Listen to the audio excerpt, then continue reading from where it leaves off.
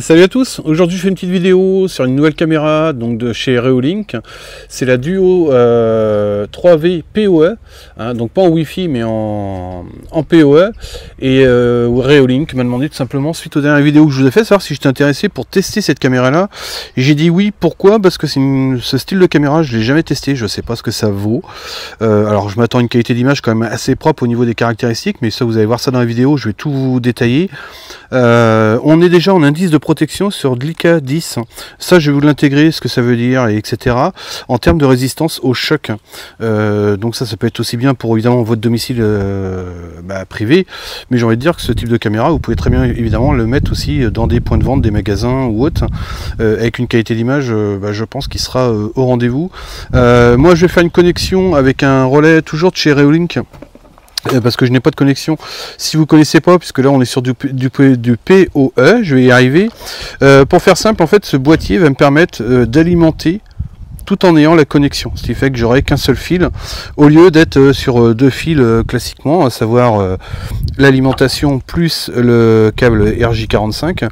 Ils vous fournissent tout à l'intérieur évidemment. Vous avez le RJ45, la petite chiffonnette, vous verrez que c'est très important pour nettoyer votre verre extérieur, intérieur avant de la monter. Donc ça ils vous le fournissent évidemment. Je vous fais pas le topo, mais évidemment vous avez forcément les étiquettes signalétiques et vous avez toute la quincaillerie évidemment, que je vous fasse voir ça. Donc tout ce qui est protection extérieure pour le RJ45, hein, pour qu'il soit bien à l'abri. Puis évidemment tout ce qui est visserie, clés, etc. Donc là c'est parti. Je vais pas forcément m'attarder là-dessus, puisque là vous avez compris le principe de ce boîtier, c'est qu'il me permet de faire qu'une seule alimentation. Moi je vais surtout m'attarder sur la qualité d'image, ce que ça vaut en termes de détection, si c'est aussi valable que les autres ou pas. S'il n'y a pas de détection dite intempestive, vous savez, les notifications que vous recevez en permanence. Encore une fois, sur les deux premières que je vous ai testées, si vous arrivez sur la chaîne, je vous encourage à aller voir les vidéos que je vous avais fait sur les deux autres caméras de chez Reolink, où je vous ai même fait des petites shorts dessus, des vidéos shorts, pour vous faire un peu un retour. Et sincèrement, en termes de détection, voilà, c'est hyper rare que j'en ai des fausses en tout cas. Donc c'est parti, je démonte, je vous fais voir tout ça et puis après on voit les images et ce que ça donne en termes de détection.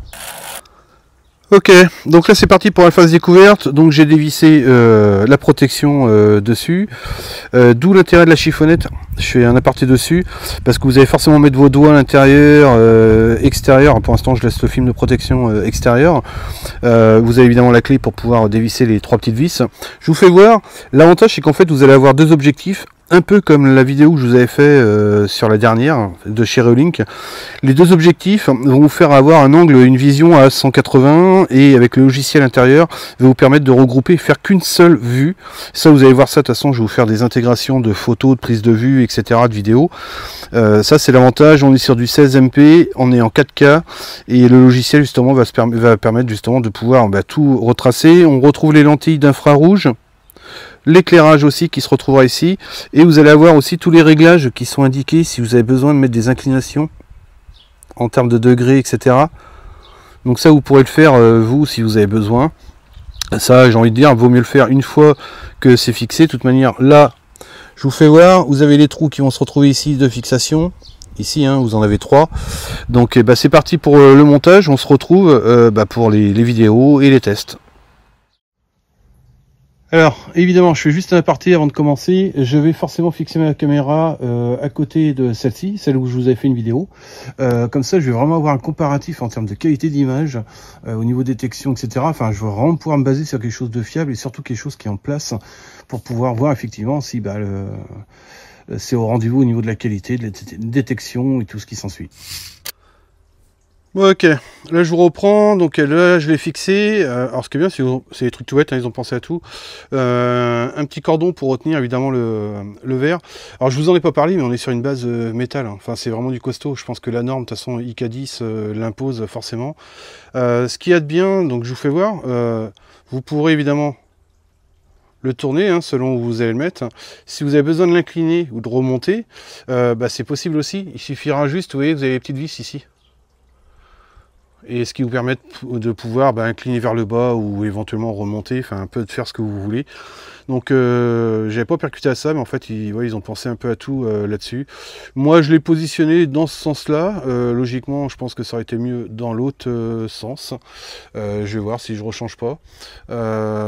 Pourquoi je l'ai fait? Parce qu'il y avait la partie au niveau du son, etc. Donc bref, ça chacun verra.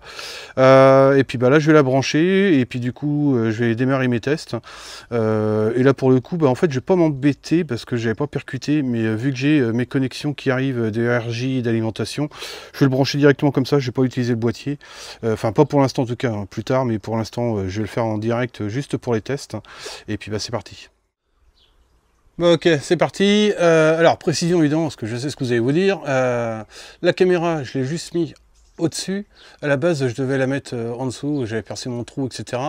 Le problème c'est que j'arrivais avec le champ de vision de celle qui est déjà en place, et vu que je veux absolument faire un comparatif en termes de détection, je l'ai surélevé. De toute façon c'est pour la démo et le test, donc précision faite. Là je vais commencer en vous intégrant au niveau de la détection ce que ça donne.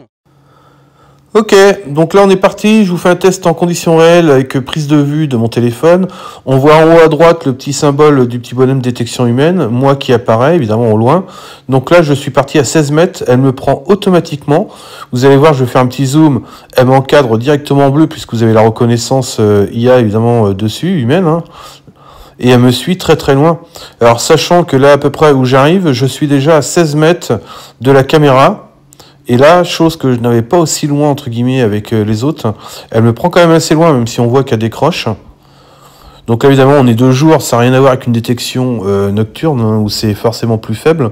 Mais le pari, en termes de détection, est largement rempli. Elle m'encadre parfaitement. Donc là, je vais revenir, je vais essayer de me cacher un petit peu. Mais elle me suit, hein, sachant que vous pouvez retracer pas à pas avec l'application, il n'y a pas de souci, quoi. Donc c'est validé pour celle-ci en tout cas, au niveau de la détection. Bon alors, suite à ce que vous venez de découvrir, je suis un peu bluffé. Alors je m'explique pas trop le truc en fait. Je m'attendais en fait à la même détection, pour être clair et franc avec vous, que ma première, là, celle que vous avez vue en test, qui me détecte déjà vachement loin, hein, puisque déjà elle me prend jusqu'ici. Ouais, jusqu'ici sans problème, sauf que la nouvelle, elle prend encore plus loin, quoi. Donc niveau détection, c'est 100% validé, quoi.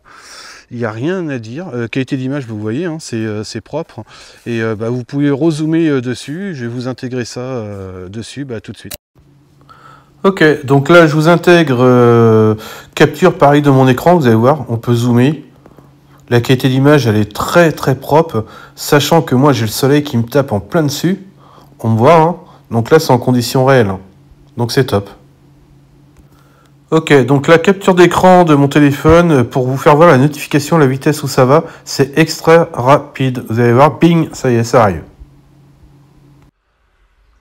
Bon, ok, première phase, niveau détection, en fait il n'y a rien à dire, même par rapport aux autres, hein. Si vous n'avez pas découvert la vidéo, je vous engage à aller voir celle-ci, plus la première, je vous ai fait voir la TrackMix. Niveau qualité d'image, top, vous le voyez par vous-même. Niveau détection, alors, je trouve même qu'elle détecte mieux celle-ci que celle-ci. En termes de longueur, hein, c'est quand même plus efficace, enfin elle me suit plus longtemps, en tout cas celle-ci, mais même si celle-ci c'est largement validé. Donc pour vous, ça attaque tout de suite avec la partie nuit, détection, et puis on va voir ce que ça donne. Ok, donc là on est parti sur les tests de nuit. Je suis en vision nocturne, il n'y a pas la lumière d'activer. Je suis à plus de 16 mètres de la caméra. Pour être précis, j'étais même exactement à 17 mètres, j'ai calculé après. Elle me prend, là où je suis assez bluffé parce que je ne m'attendais pas à ça, pour être franc, elle me prend de très très loin. On en profite pour dire bonjour au chat qui me suit forcément. Mais elle me prend super loin. Vous voyez qu'elle m'encadre directement. On a bien eu le petit icône en haut à droite de la caméra, comme quoi il y avait une détection humaine qui était prise. Je vais faire différents déplacements. Je vais vous intégrer également, évidemment, avec le déclenchement, avec la lumière. Ça, j'y reviendrai parce que pour moi, c'est le point faible, en fait, de cette caméra. Et j'ai envie de dire, vous verrez par vous-même que c'est limite pas besoin d'avoir l'éclairage. Vaut mieux, à la limite, rester en nocturne. Enfin, moi, dans mes tests, c'est ce que j'en conclus. Mais je suis assez bluffé en fait. Je m'explique pas le fait que ça prenne aussi loin directement, sachant que j'ai bien attendu qu'il fasse noir pour pouvoir le faire, le test. Donc là, on va passer, voilà. Et là, j'ai enclenché du coup la lumière. On voit que c'est pas foufou hein, en termes d'éclairage, sachant qu'après, évidemment, je l'ai posé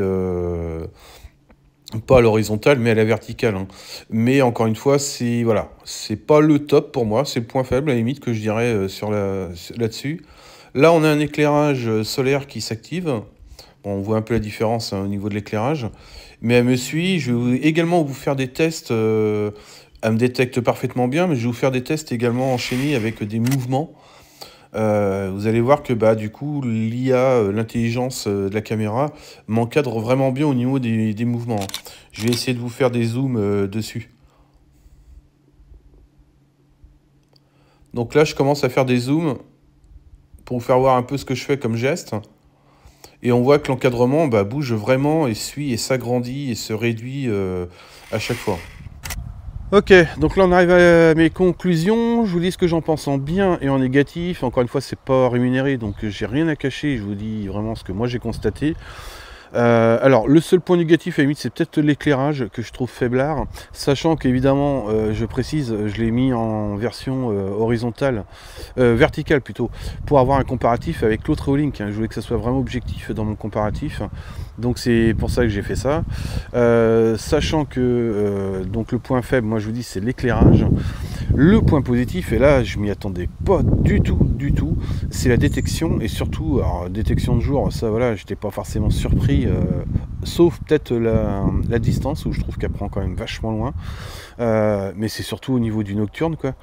J'ai revérifié, parce qu'il faut vraiment que je sois sûr de moi, j'étais bien à 17 mètres, et bien dans le noir, donc bah là c'est Paris remporté à 100%. Donc voilà, moi je valide, il n'y a rien à dire, mais comme les deux autres, en fait, je suis vraiment pas déçu. Même au niveau, j'ai pas eu de fausse alarme non plus, fausse détection, rien. Donc bah pareil, hein, stop, je valide. Peut-être que j'en aurai. Si c'est le cas, je vous referai encore un retour dessus. Je ferai une petite vidéo short. Je vous remets le lien en description. Je vous remets aussi le code, puisqu'ils m'ont réattribué un code pour vous, qui est valable en août, je crois, de mémoire. Et puis bah surtout petit pouce bleu, ça fait plaisir. Et puis bah je vous dis à très vite pour une prochaine vidéo. Salut à tous.